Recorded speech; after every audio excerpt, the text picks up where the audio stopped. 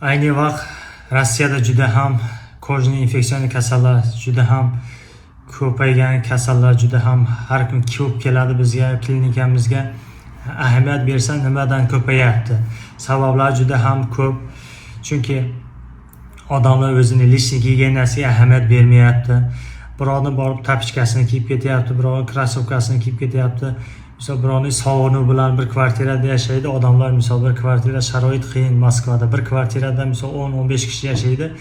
Lekin bitta sovun tursa boradi, vannaga kirib, nima qiladi, dushga kirib, o'sha sovun bilan cho'miladi. Lekin sizdan oldin cho'milgan odam, qo'llarini yuvgan odam o'sha infeksion kasali bor tanasida.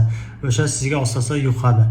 Shuning uchun harakat qilinglarki, sovun отдельно, zubная pasta, zubная cho'tka hammasi отдельно bo'lishi kerak. Britvalar hozir kirib vannaga kirib britva bilan soqolingizni olib qo'yib ketdingiz, undan oldin birorta ishlatilgan yoki sizdan keyin bitta odam kiradida o'sha britvasini oladida nima qiladi?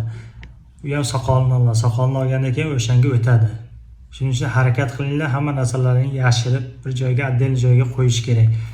Yoki platensa lishi sizdan oldin birov cho'milib ketgan yoki siz cho'milib ketdingiz, vannaga kirib qo'yib ketdingiz suvchani. Sizning orqangizdan keladida biror yoshlar olib bu ham qo'lni surtadi yoki badanni tozalaydi. Bu yer kojin infeksion kasallari bo'lsa sizga o'tadi. Shuning uchun harakat qilinglarki, mana shunaqa lish narsalarni отдельно. Birovning naskisini kiymash kerak, birovning tapichkasini kiymash kerak, birovning tursugini yoki boshqa maykasini. Farqi yo'q, nima kiyim bo'lsa, shu lish narsalarni birontaga bermanglar. O'sha lish narsalardan o'tyapti kasallar, yuqumli kasalliklar ko'p, kojin infeksion kasallar. Har kun keladi, ikkita, uchta. So'rasak, yoki Afshagada yashaydi yoki biror kvartira, bardak, rezini kvartiralarda yashaydi. Mana shuning uchun harakat qilinglarki, mana shunaqa infeksion kasallarning oldini olishdi.